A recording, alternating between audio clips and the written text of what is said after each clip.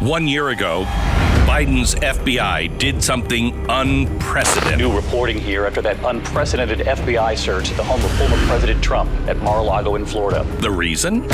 Classified documents found at President Trump's Mar-a-Lago home.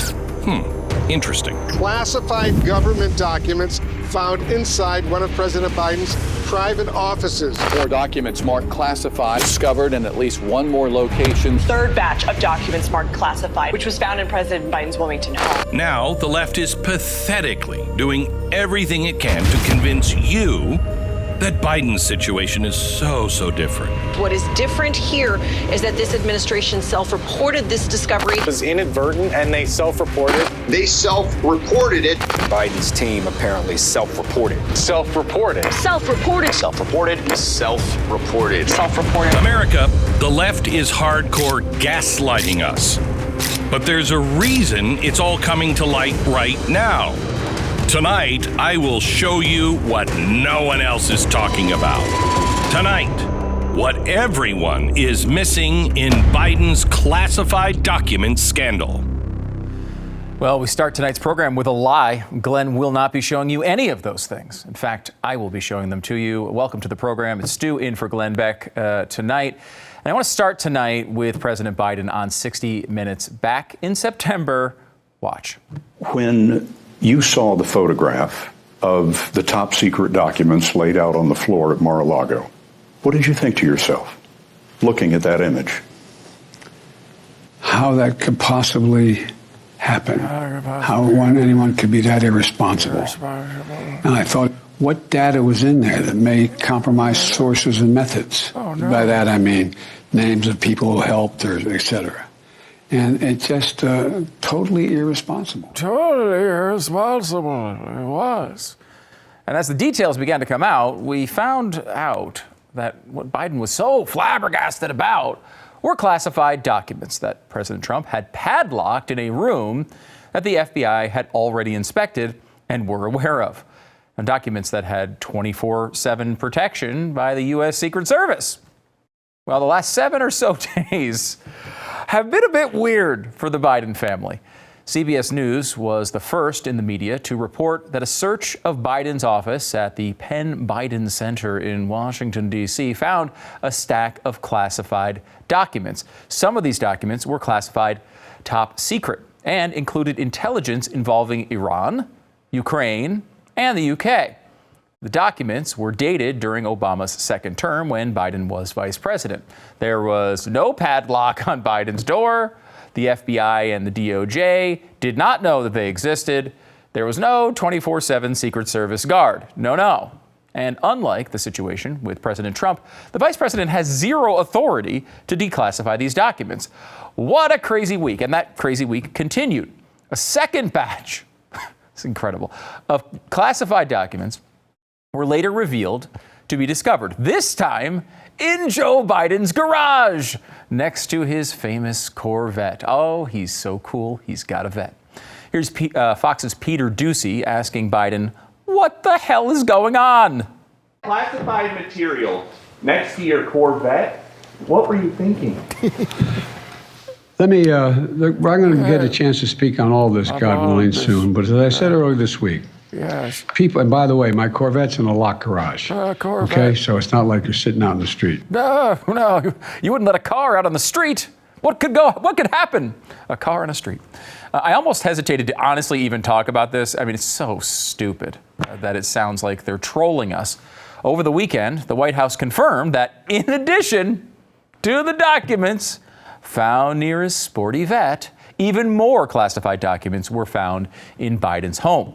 It's almost as if, I don't know, Biden was leaving a trail of classified documents all over the East Coast as breadcrumbs in case he ever got full-on dementia and didn't know where he was. But I refuse to compare what Trump was accused of to, honestly, what's going on with Biden. For one, it's low-hanging fruit. And for two, it's exactly what Joe Biden wants us to be focusing on right now. As usual, the left's strategy here is to refocus on Trump and away from what's really going on. They do it every time. Same thing every single time. They tell us Trump was doing something with Russia, but conceal their role in the Steele dossier. with information obtained from Russian sources. They told us Trump should be impeached over a Russian-Ukrainian phone call, but ignore, Biden and what his family was doing with Ukrainian gas companies. Have you wondered why all this is coming out right now? CBS's original report attributed their bombshell to, quote, two sources with knowledge of the inquiry. The documents were contained in a folder that was in a box with other unclassified papers, the sources said. Biden's lawyer immediately followed up with a response. So how does all that happen? Well, this means it's a leak, right? It's a perfectly timed leak that appears awfully like a slow drip process. But to what end? For what? The crazy week continued. A day after the first batch of documents was reported on by CBS, the New York Times released this report on the possible indictment of Hunter Biden. The article is, typical New York Times. It's really one of the most amazing pieces of propaganda you'll ever see.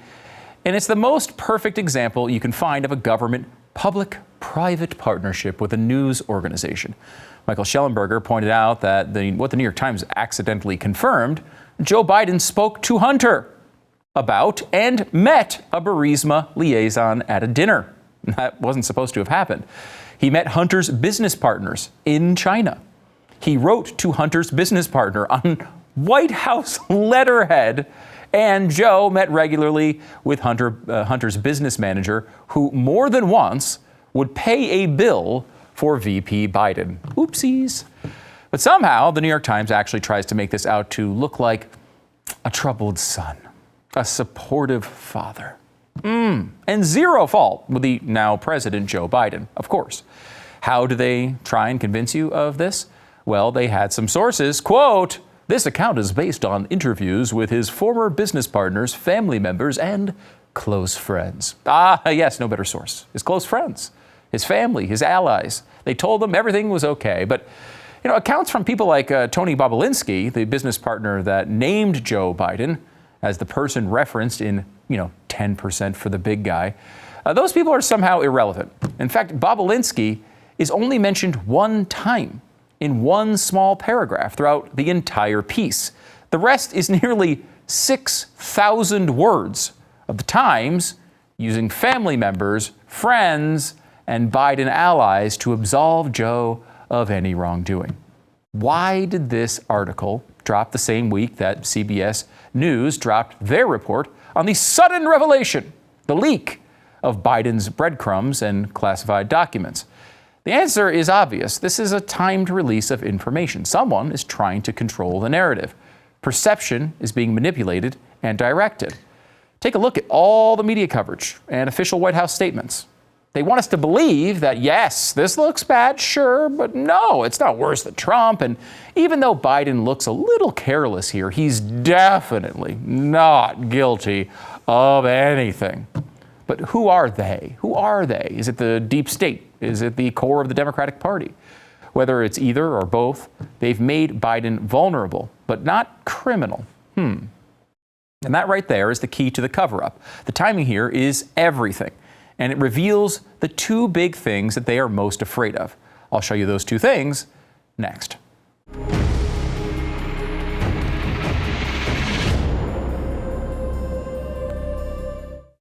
All right, it's a new year. Time to do some serious good in your life by changing the way you buy meat. I want to tell you about Good Ranchers. Good Ranchers is the 100% American meat company that delivers the best cuts of beef, chicken, and seafood right to your door. Now, Glenn's out today. I don't know if he's out because he ate too much meat. I don't know if that's... he may have consumed the entire factory at Good Ranchers. We don't know.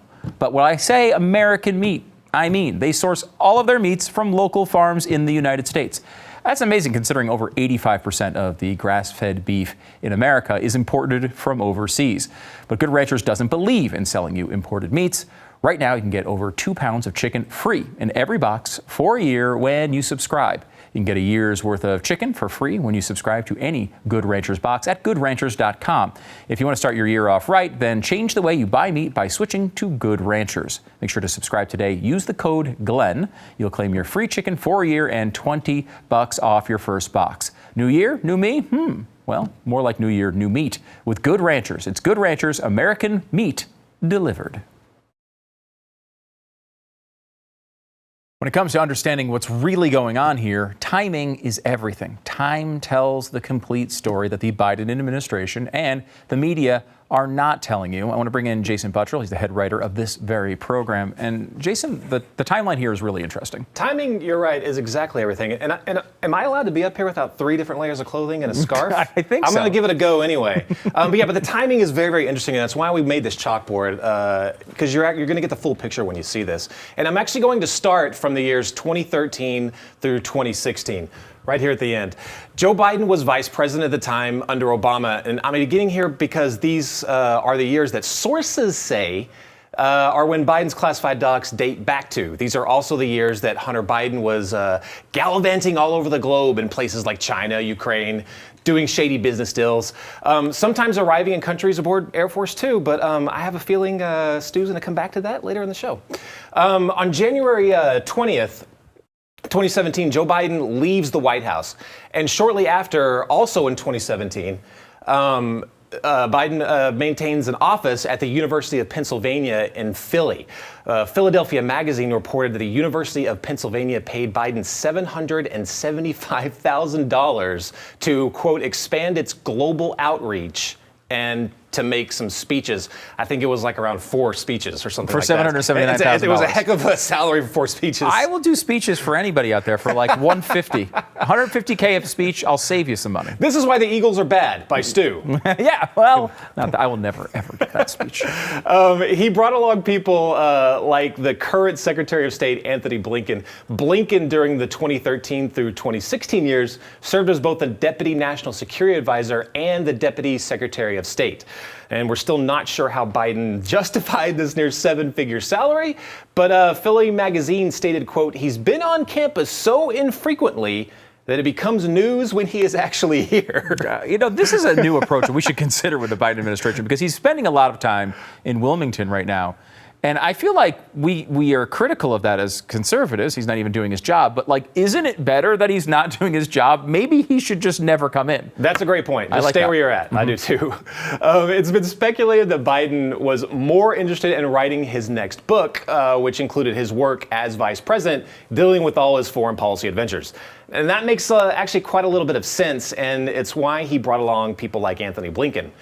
Now, I want to shoot ahead to 2018. 2018, the Biden Penn Center opened up an office for Biden in D.C., and that is where the first batch of classified documents were found.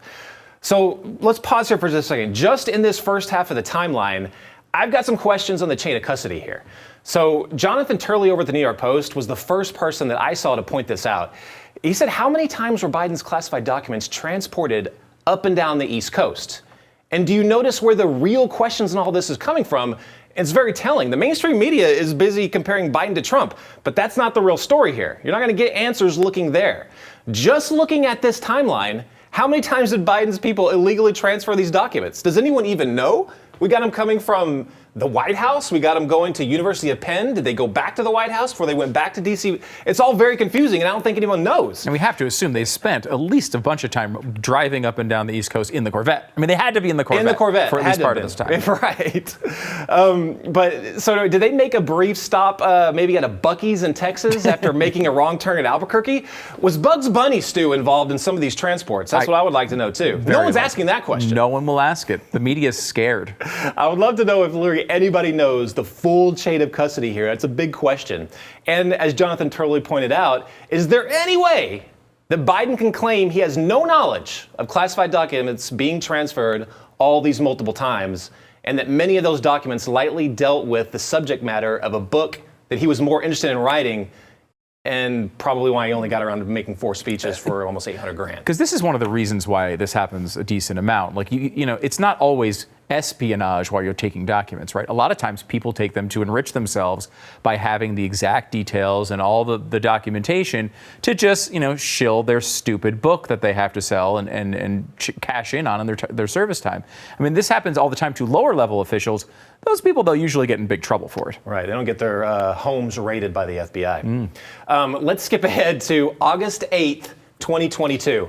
And we all know what this was. It was the mother of all election bombs. And we all saw it on every cable news channel in the world. It was the only thing on every social media platform everywhere. The images of FBI agents storming Mar-a-Lago completely flipped the midterm election on its head. At that time, Democrats were looking at a colossal defeat. They were losing independents at a catastrophic rate. That same demographic, right, Stu, probably gave Biden the victory back during the election. Yeah, I mean, we should be clear. He didn't actually win, but he lost by less than they thought. That's important to delineate. Nearly everyone sane questioned why Biden's DOJ and FBI handled everything the way they did. Why was it so public? It reeked of political persecution and, per the timing, an attempt to influence the midterm election. Now, if that's not election interference, I really don't know what is. Now, if only we had something a little more that could help prove that Biden and his DOJ were pulling off the mother of all election shenanigans. We now know that Joe Biden's people first found classified documents at his office at the Penn Biden Center on November 2nd. This was at the height of the drama. Remember this swirling around the Trump and Mar-a-Lago? So if that was such a big deal, why didn't we immediately hear about it? The documents found in Biden's private office. Why the delay? I saw Andrew McCarthy point this out. Again, not a member of the mainstream media. Look what was just 6 days away. November 8th, the midterm election. All the fingers are being pointed at Trump. I have no doubt that it was affecting the election. And consider this, as this strategy was working for Biden and the Democrats, as people were heading to the polls, at the same exact time, the Attorney General, the Department of Justice, and who knows how many others involved, knew that Biden was guilty of the exact same thing.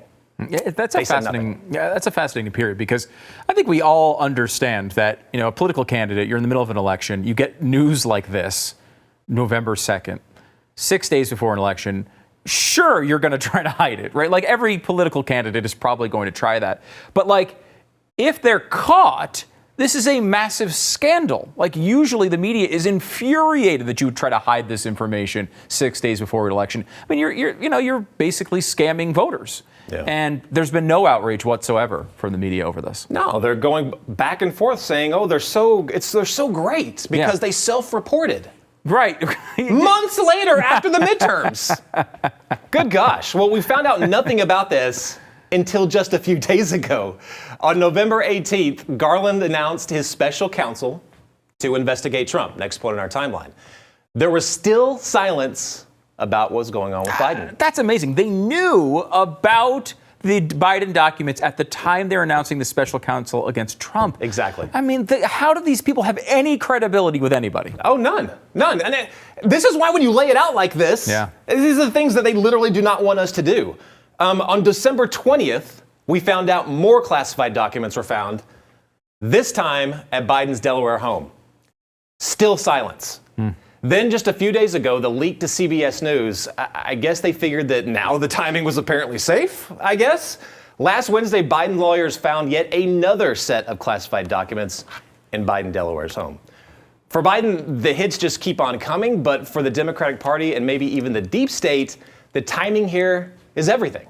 The timing is safe. The midterms are no longer in jeopardy. It seems pretty obvious that no one wants Biden to run again. Some more interesting timing was also this Politico piece. Check this out. Also released last week. All the different articles releasing that week is insane. Representative Ro Khanna might be looking to make a serious push to run for president.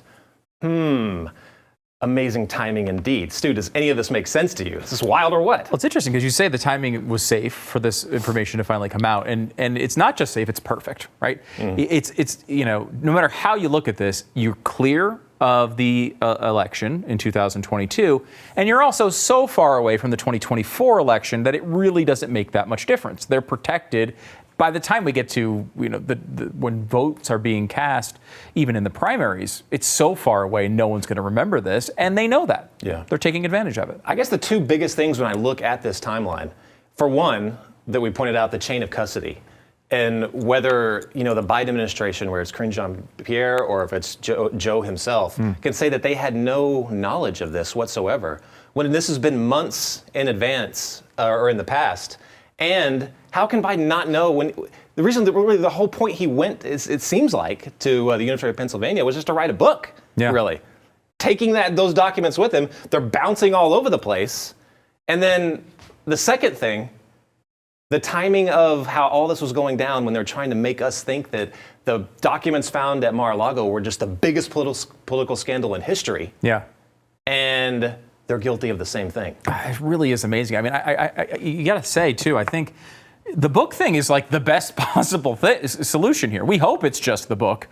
Could it be more? We don't know. And I will say, I've had this observation for many, many years, which is the media will always give the Democrats a pass, with one exception, when they are used to look like idiots, right? Like they eventually get to a point where it happened with Hillary Clinton. They get lied to so many times that eventually they get upset for their own pride, and then they'll start reporting on a story. I think that might be dead. I don't even think they care anymore. They don't even have any pride anymore. But remember, of course, old Lunchbox Joe is clearly just a careless fool. He's harmless, these documents. Don't worry about it whatsoever. Is there something, though, that's a little bit more dangerous, possibly criminal, that might come from all of this, that might come from all of these breadcrumbs and from the classified documents that are strewn all over the fruited plains? We pick up there next.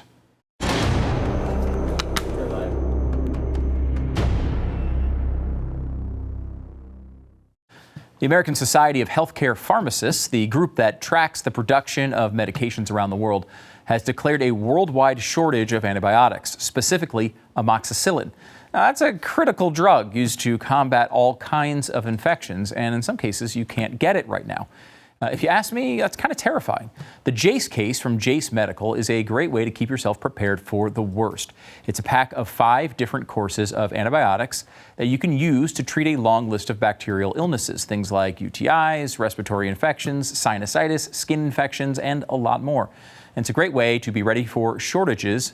It's also perfect for traveling. Listen to what Darla wrote in. She said, "My child developed an infection while we were on vacation. Luckily, we always travel with the Jace case. I started her on antibiotics, and the infection cleared up. Her doctor later told us that it was likely that the antibiotics from the Jace case saved her life."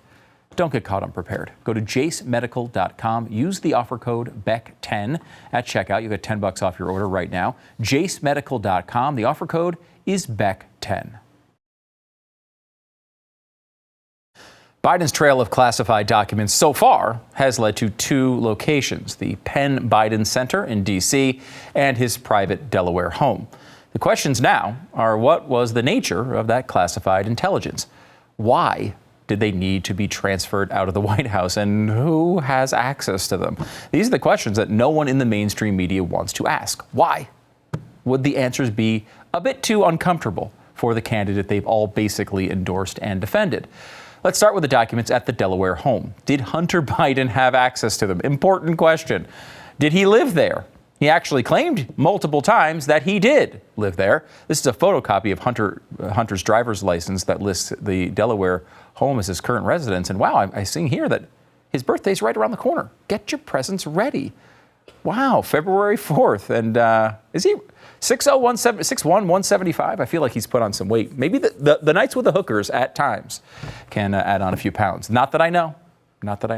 Miranda Devine of the New York Post recently produced this document that shows Hunter Biden claiming that he actually owns the house. But it also shows that he pays around $50,000 in rent on a home that he supposedly owns. Was that just a mistake? We don't know. It probably was, but with Hunter Biden, you never can really be sure. And why didn't he check family or friend instead of own on the application? With all the questions over whether or not Joe Biden was involved in any of his son's business deals, shouldn't someone be asking how much of the family empire is co-owned? Especially given the fact that secret intelligence is littered all over the place. The next thing we're going to find out is, I don't know, UFOs, the JFK assassination. There's going to be documents like those found in a shoebox in Hunter Biden's closet. I wouldn't put anything past these people at this point. So who did Hunter give access to when we're talking about this treasure trove of government secrets? The ramifications of this are scary. 2 years ago, a video was revealed of Hunter Biden telling a prostitute that Russians were harassing him. He even said they stole his property. What crazy people did Hunter take home? We've seen too many videos of these activities. We might never know exactly who they were, and that's probably deliberate. Back in October, the New York Post reported that they had been denied a FOIA request for the visitor logs at the Delaware residence. The Post stated that it makes the president look, quote, guilty as hell. This week, the White House counsel's office said that no visitor logs even exist for that location. Well, that's pretty convenient now, isn't it? Are they trying to conceal Joe's meetings, Hunter's meetings? Both of them together will say, I don't know, let's just guess, Chinese businessman? I'm just throwing it out there. And hey, look, I am just spitballing at this point. I'm not accusing, but there is a history here. And this is why we've been talking about the Biden family and their shady foreign business dealings so much. We just don't know what is going on. And it doesn't help that they appear to be concealing something every time the mention of places like China come up. Sometimes they even flat out lie. When I raised that before, some of you looked at me like, where have you been, Biden? You've been spending too much in China or something. I haven't been to China. That's news. He didn't go to China. He hasn't been to China. Well, where was this picture taken then? Because Beijing? Impossible! Both Joe and Hunter stepped off the plane in, China, conducted whatever business each was there to conduct, and then it's a Christmas miracle. 10 days later, Hunter scored a $1.5 billion deal with a subsidiary of the Chinese government's Bank of China. How did the millions of people that voted for Biden reconcile this? They, of course, do they believe that it was a one-off fluke? I don't know. Let's go back to that document produced by the New York Post's Miranda Devine. Hunter stated that he paid $49,910 in rental money. Well, Luke Rosiak over at the Daily Wire pointed out that $49,910 is the exact same amount of money quoted in this document. This is from the general manager at the House of Sweden in Washington, D.C., inquiring whether Hunter wanted out of his lease there. The lease at the House of Sweden was related to a joint business venture between the Biden family and the CEFC China Energy Company. Bloomberg describes CEFC as a company that provides oil storage, oil services, and resource exploitation, and other services. In truth, CEFC was something much different. As Miranda Devine describes, they were, quote, the capitalist arm of President Xi's Belt and Road Initiative to spread China's influence and debt traps across the world. In the weeks following Biden's departure from the White House, and while Joe's breadcrumbs of classified intelligence were making their rounds all across the East Coast, Hunter went to work, closing a deal with the Chinese. He was given a 3-carat diamond worth $80,000, as well as an offer of $30 million. That can be persuasive. Plain and simple, the Bidens got mixed up with a Chinese communist influence operation. There's not too many other ways to look at it. We know that the Bidens took money from the Chinese. We know they were having meetings, and it included times when classified documents were supposedly unknowingly in multiple insecure areas. These are the kinds of things we're not supposed to be looking at in the middle of this entire scandal. We're also not supposed to be noticing that during the Bidens, this whole time frame where the Bidens were wheeling and dealing with the Chinese, the organization that set up Joe's office in D.C., the one where classified intelligence was first found, received a staggering amount of cash from China. From 2014 to 2020, the University of Pennsylvania received over $77 million. $77 million. Is it just happenstance that millions of Chinese dollars seem to float around the Biden family and the organizations they're part of? It doesn't happen to me. Does it happen to you? $77 million. Just don't question it whatsoever. Maybe it was just Chinese philanthropy. Or maybe their money is actually buying something. John Solomon joins me next to try to answer those questions. We're back in a minute.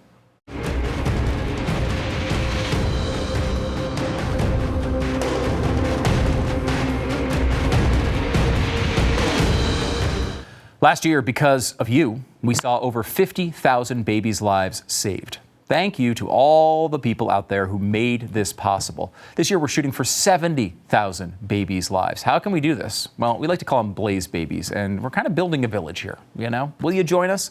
We've only just begun. This dark world, honestly, is zealous for the blood of babies. It's really kind of a dark death cult at times.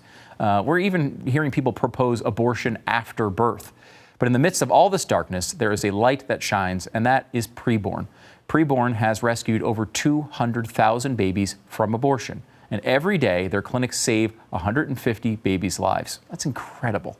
When a mother has an unplanned pregnancy and they don't know what to do, and eventually they come into a Preborn clinic and they see that baby or hear that baby on an ultrasound, and they hear that heartbeat, her baby's chance of survival is doubled. Preborn receives no government funding, of course, obviously. So their clinics are completely dependent on, on us, the pro-life community. To donate, just dial pound 250 and say the keyword baby, pound 250, and the keyword is baby. 100% of your donation will go to saving babies. One ultrasound is just $28, less than most dinners. You can get involved today. It's pound 250. And then use the keyword baby or donate securely at preborn.com/Glenn. It's preborn.com/Glenn. Joining me now is award-winning investigative journalist and founder of Just the News, John Solomon. He's been exposing the Biden family corruption for quite a while now. John, welcome back to the program. Good to be with you, Stu. Appreciate it. What is your take looking at kind of how the media is reacting here? There does seem to be this rush to try to compare the Trump and Biden situations and say it was completely innocuous on the Biden side.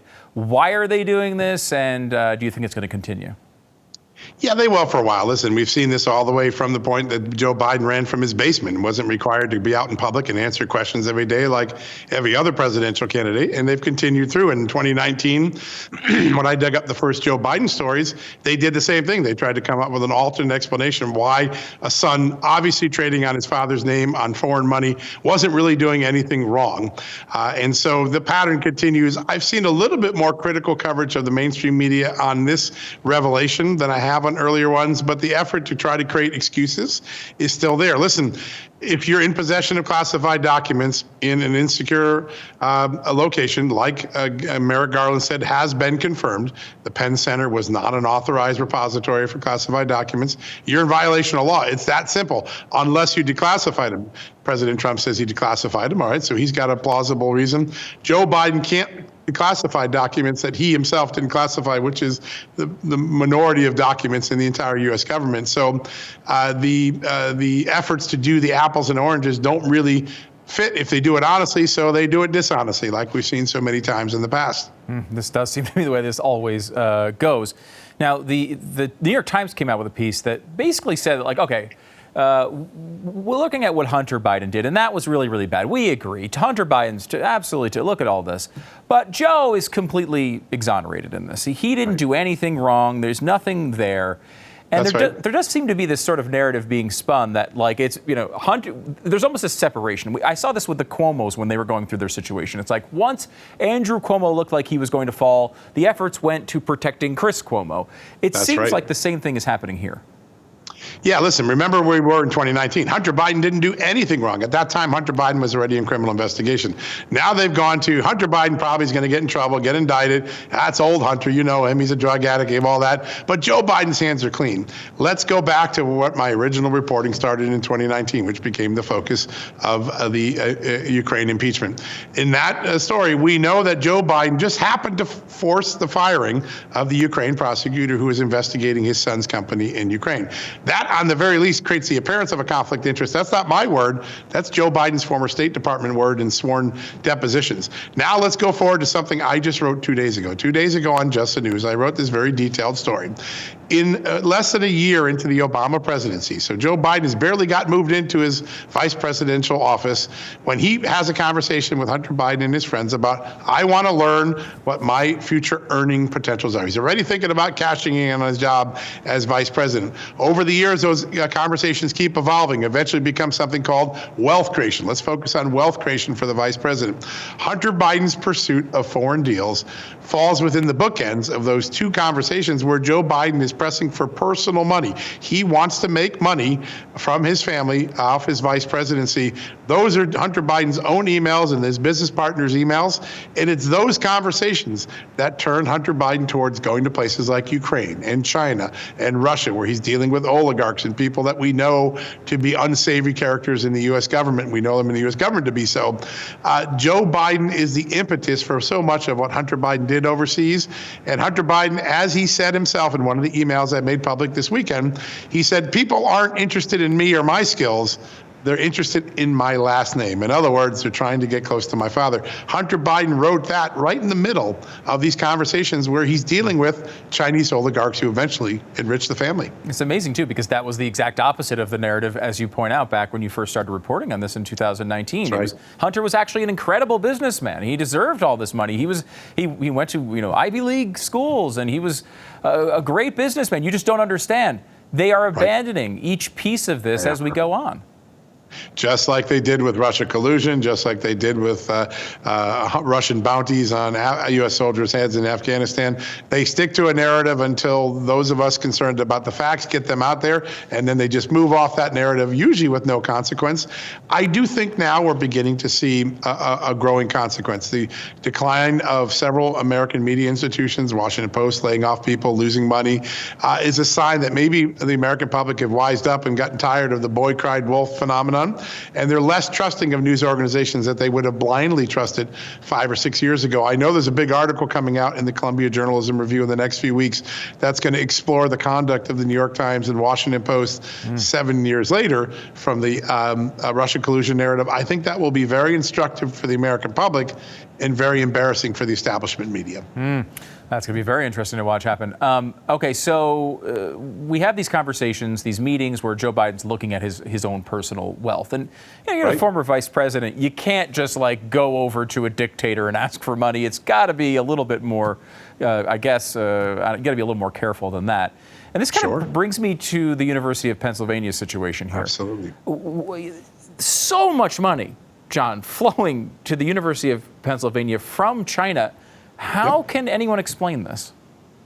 Well, listen, let's just look at the facts that we now have evidence. First off, Hunter Biden begins the courtship with the University of Pennsylvania on behalf of his father. He hosts a dinner for the university president that leads to a meeting at the Naval Observatory where the vice president lives when he was serving for President Obama. And then that leads to this memo, 4 ways that Joe Biden can get rich, of which one of them is wealth creation in the private marketplace. The other is the creation of the Penn Biden Center.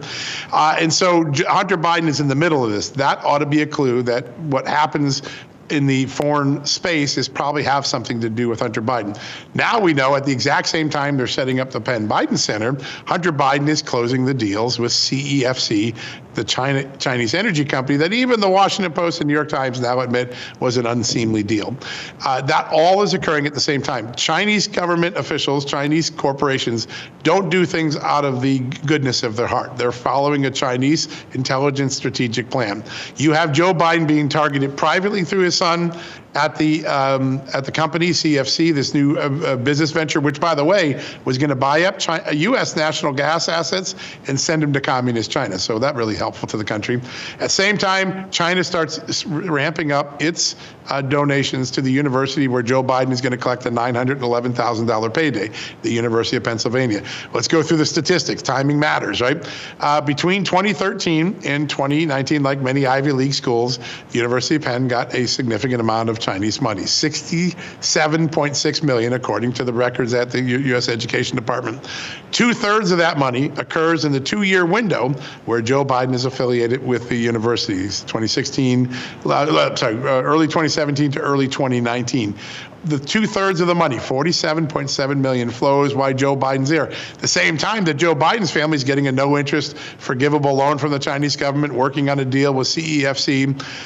It isn't an accident. Most of the intelligence people I've talked to look at this now, the more complete picture we have, and say this was an intel operation trying to compromise the Biden family. And it's in those conversations where Hunter Biden makes that famous comment. They're not interested in me, the businessman. They're interested in the family last name. He knew he was trading off his family's last name to score these deals, whether with the University of Pennsylvania or with CEFC. And this is not a surprise to our government and our investigators that this type of intelligence operation is something the Chinese government is attempting to do. They were in the middle of investigating it, and you recently reported about how they dissolved this whole thing at a very convenient time. Yeah, so there's two things going on. Let's talk about something very close and personal to the Biden family. One of the Chinese executives from CEFC that was directly corresponding and working daily with Hunter Biden was a guy named Patrick Ho. In the late 2017, after the CEFC deal gets put into place, Hunter Biden gets a big diamond from the company, very expensive diamond. He gets this no-interest loan he's put into that his family takes. It's like $5 million. They walk away from a no-interest forgiven loan, so free money.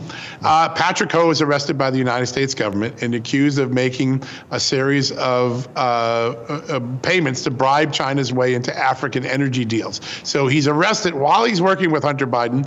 And as the court case evolves, one of the things that the government provides proof to is that Patrick Ho was actually working with China and other countries to help Iran get around the embargo that was in place. So one of Hunter Biden's direct associates is directly implicated by the U.S. government in a Chinese influence scheme. Now, let's go to the other thing. There's the China Initiative, the FBI's most successful counter-espionage program seeking to root out Chinese spies in American academia. Real problem. Donald Trump starts the program in 2018. As late as January 2022, Chris Wray, the FBI director, gives a speech saying this has been incredibly successful. Chinese espionage is a major threat, and it's occurring in academics.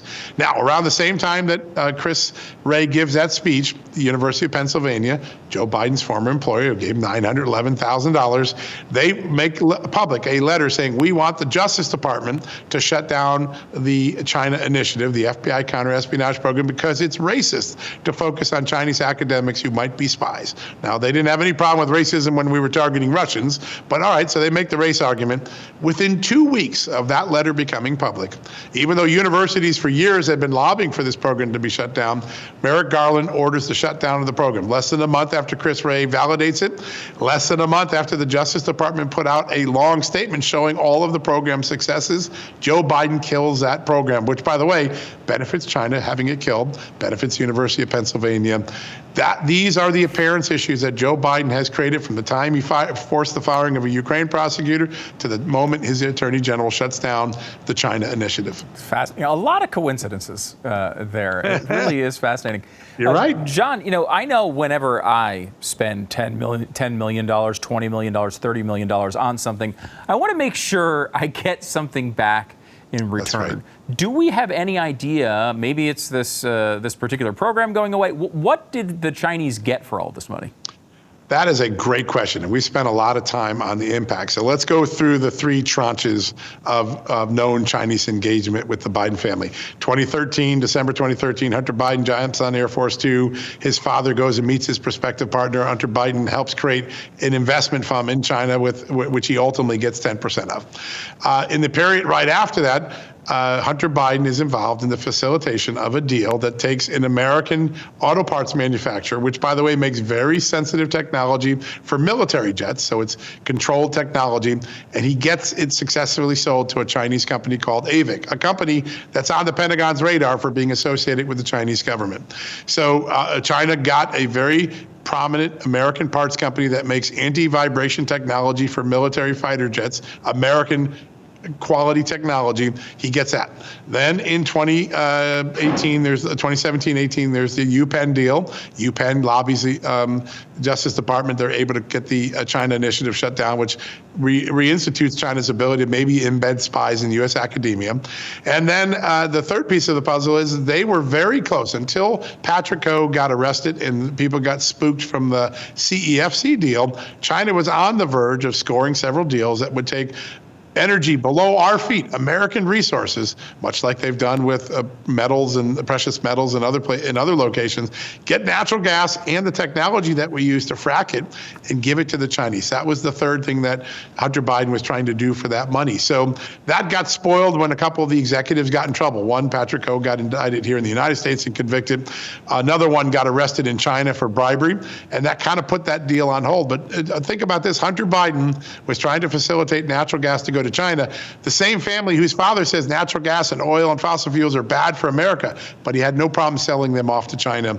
That is the three things that we know to date the Biden family was doing that probably or did benefit China. That's really incredible. All right, John, we got about 2 minutes left here. The Wall Street Journal reported that on the documents, the Biden family lawyers were the ones, his personal lawyers were the ones doing these searches, not the FBI. Number one, is that normal? And what can we learn from this? Well, listen, that's how the original searches were done for President Trump. So there's a pattern here for former presidents to trust their lawyers in the first place. It's how the classified emails from Hillary Clinton were dealt. David Kendall was the one who turned them over and did the searches on behalf of the FBI.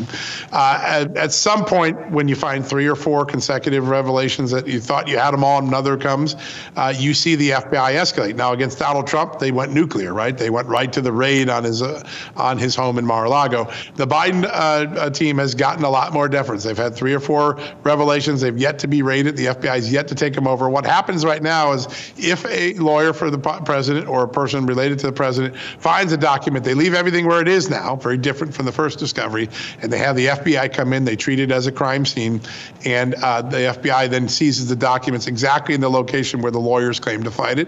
That's an interim step. It's a little bit different than how Donald Trump got treated, but that's the process that's underway now. Why is this important, though? It means all of Joe Biden's lawyers are eventually going to likely be witnesses in the criminal case. That's an awkward position for a president to be, to have your own lawyers potentially be witnesses to something criminal that may have occurred on your property or in your office. Last one, John. What are the chances, 1 to 10, that Joe Biden has to deal with a raid of his property at any point in the near future? I don't see that happening right now unless we find out some misconduct has occurred, like they hid something, they destroyed something.